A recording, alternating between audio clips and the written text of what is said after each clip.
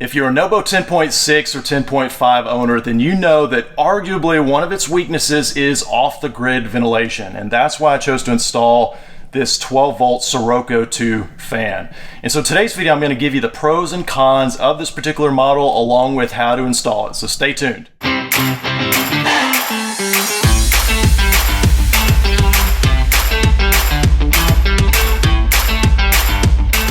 This is the Sirocco II, not the first gen, but the second gen. Don't forget that part. The Sirocco II 12-volt fan. Now this is a native 12-volt fan, and so what that means is it runs directly off your rig's battery, and so you don't have to be plugged into shore power in order to use this fan, and so that's great for off-the-grid camping.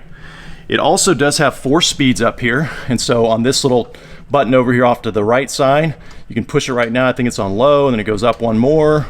And there you go, so 4 different speeds, and then it has an off, so it just kind of cycles through those speeds.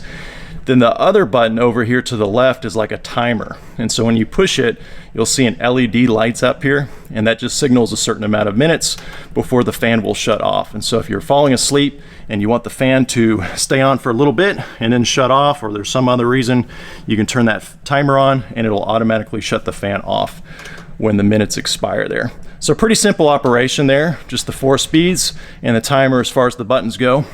And it is on a gimbal mount. So you can see here, I can turn this fan all the way 180 degrees both ways, and then I can also rotate it up and down here. But then it also has another latch up here where you can rotate it even further and extend the whole arm and go all the way up and all the way down. And so really, you can point this fan wherever you want to.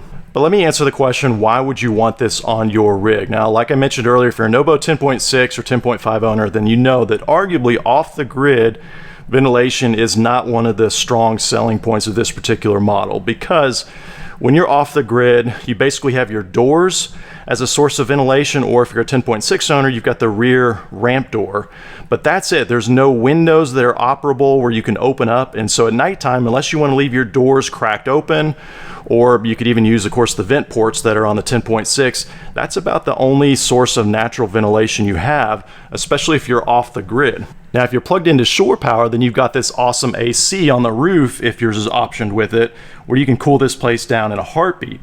But if you're not plugged into shore power, and that's what this AC requires, then you're really left with limited options there. And so that's where this fan really comes in handy, and especially if you've got the 10.6 with the vent ports on the side for ventilation as a toy hauler, because then you can open those up and try to create a natural cross breeze by opening this one here and the other one on the opposite corner.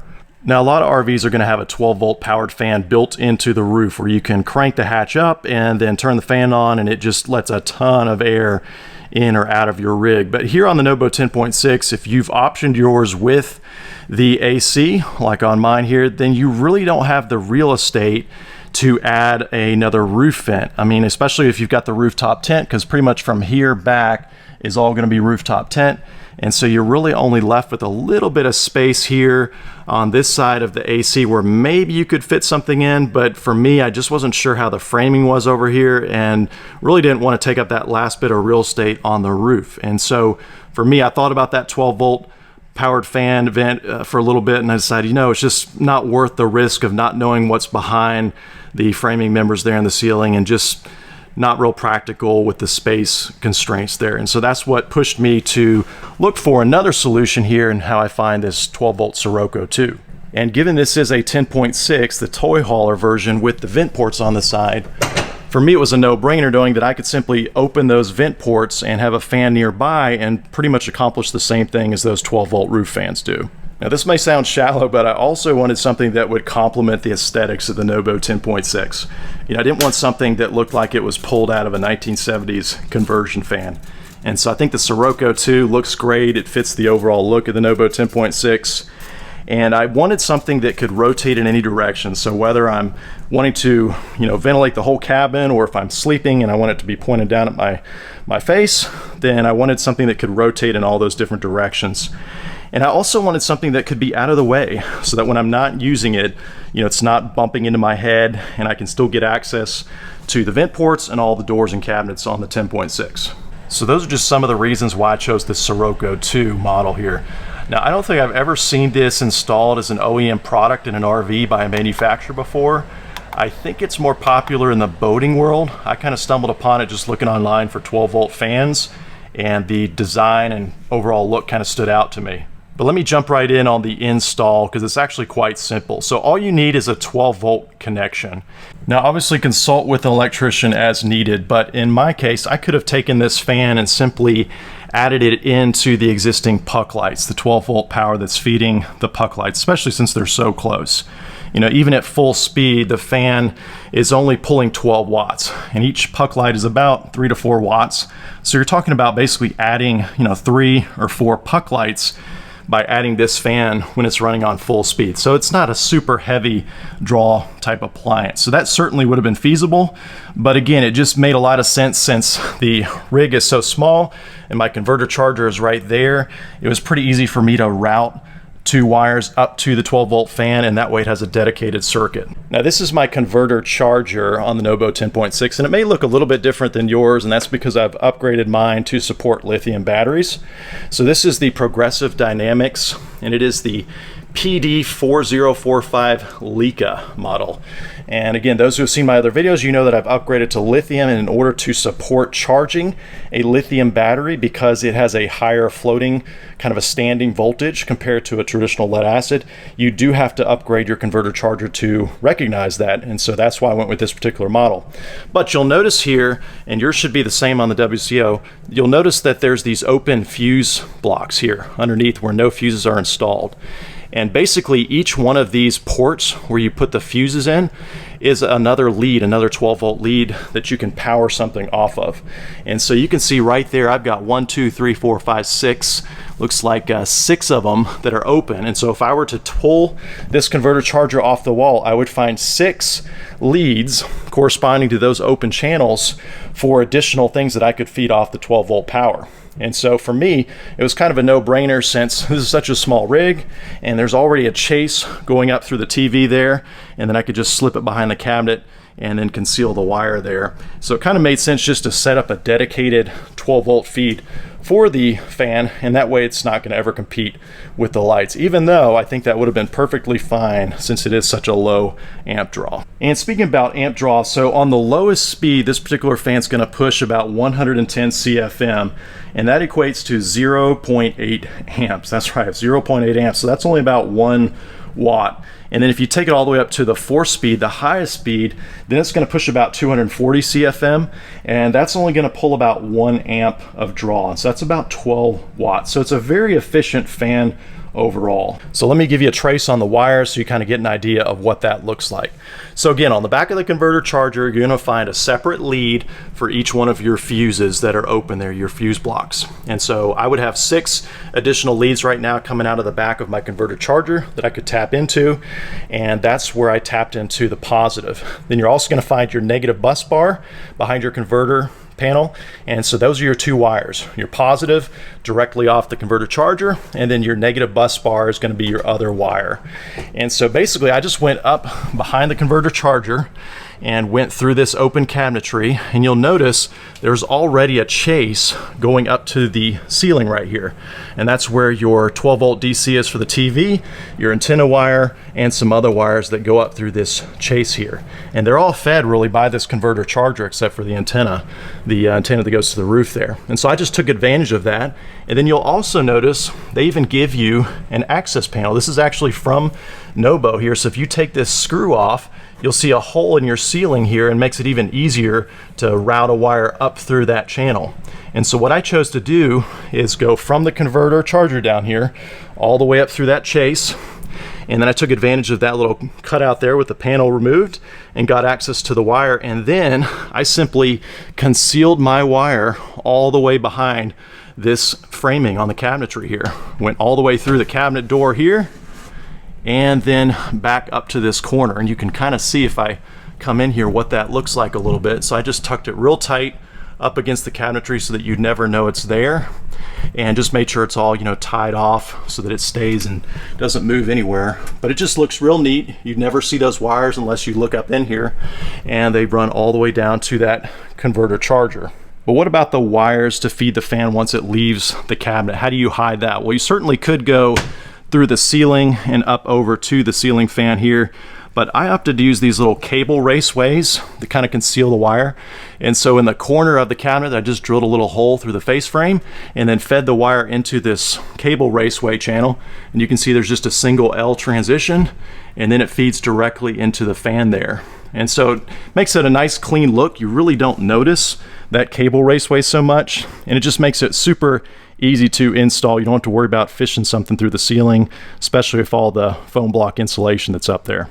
And then those cable raceways for the cables, the wires, most of them have an adhesive that you just pull off on the back, and then it sticks, you know, all the way to the ceiling. I went ahead and reinforced that by adding some silicone around the perimeter. And you know, silicone can often be used to seal things, but it's also used as a glue. And so just make sure that with the heat changes and humidity changes in a rig like this, that the silicone will kind of hold everything in place. And then did the same thing for the fan itself. It has a kind of a hidden mounting plate where you take off the screw here on this side and the other side, and there's kind of a base plate that you mount first. And so I did the same thing there. I want to say it was 3 or 4 screws that went up into the ceiling deck here. And then I just put some more silicone on the underside of that base plate just to have some extra insurance to make sure with all the vibrations and bumps and everything, you know, that I wouldn't have to worry about that base coming off down the road. So really pretty simple install. And you can actually see in this cabinet here, so the fan comes with some leads, some wires attached to it. And I think they were probably about, maybe 24 inches long. You can actually see here up in the cabinet where the wires ended here, and then where I soldered and extended on my, I think that's either 16 or 18 gauge 2 wires onto it that feed all the way to the converter there. Now I opted for color coded with red and black. You don't have to do that. They can be both the same color. Really doesn't matter. Just so you have a nice 16, 18 gauge wire that's solid and it's got a good thick insulation around it. And then again, as far as the connection to the converter charger itself, you just find the particular lead running for that fuse block that you wish to use. You can crimp those together. I opted to go ahead and just solder them again in my case. And then the other negative is going to go to your negative bus bar, which you'll see a bunch of different wires onto a kind of a shunt looking device with a bunch of slots open and screws, and you just feed it right into that. And then once you get everything wired up, the only other thing you do need to do is actually insert the fuse. So you can see here I've got a 10 amp fuse that I added for the gimbal fan. Since it's such a low amp draw, just a 10 amp fuse will be just fine. And that will complete the circuit, and then it will be operational. So that's it for the install. Pretty simple, as you can see. Let me talk a little bit about likes and dislikes on this model. So first off, it's super quiet, especially on the first and second speeds. You barely hear it, and yet you get a really decent breeze out of it. It's obviously very efficient, like I said. So I mean, you can run this thing for several days continuously if you've got a 100 amp hour lithium battery. So I really like that. It's great for off the grid use. You can easily leave it on overnight for several days, 8-10 hours at a time, and not have to worry about it taking a huge chunk of your battery each day. I like that the blades won't clip your fingers. If I stick my fingers in here, you can see it'll slow the fan down. But if you've got kids and you're worried about them because this grid, this guard that goes around the fan doesn't really conceal the whole thing, you don't have to be worried about them sticking your fingers in there. Now, I wouldn't encourage them to do that, but if you do, it's just they're just plastic blades you can see here, so it's not gonna chop your fingers off. So I like that design overall. And then again, it's very visually pleasing. I just think it fits the overall aesthetic here of the NOBO 10.6. And I love this gimbal design that you can rotate it and move it wherever you want to.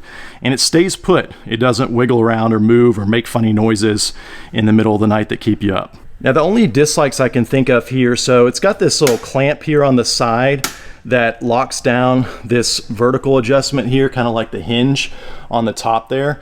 And sometimes I'm concerned that this design might fail over time. I've had renters that didn't know you're supposed to loosen up that clamp before you move it, and so they just kind of force it, and you can do that, and you kind of hear almost like plastic inside kind of clicking past this little lock here. So it almost feels like that might fail. It has not yet, surprisingly, but that's probably the only thing about this design that I wish they made this a little bit more obvious, or maybe they just had some kind of friction gearing in there or something where you didn't have to have this clasp. But for me, it hasn't failed. It's just one of those things where I look at it and I think I wonder how that's going to hold up over time. But again, has worked fine for me so far. So that's one dislike. The only other dislike I can think of is you are limited on the CFM, on the air movement. You know, even when you take this up to the 4-speed like it is right now, you're only getting 240 CFM, which is decent for a fan of this size, and when you consider the efficiency, it's great, but sometimes I wish it could move a little bit more air, maybe 300, 400 CFM. So just something to factor in when you're looking at 12-volt fans. Well, all right, that is my install and review on the Sirocco II 12-volt fan. I hope you found this video helpful. I will include affiliate links in the description below for where you can purchase this exact same fan. I will say I've noticed they seem to have some stock issues, maybe some supply issues, perhaps due to COVID-19. So depending on when you're watching this video, you might have to check back on the inventory, on the stock status, but definitely keep an eye out because I think this is one that's worthwhile waiting for it to add to your rig. As always, if you have any comments or questions, be sure to leave them below. Thanks for watching.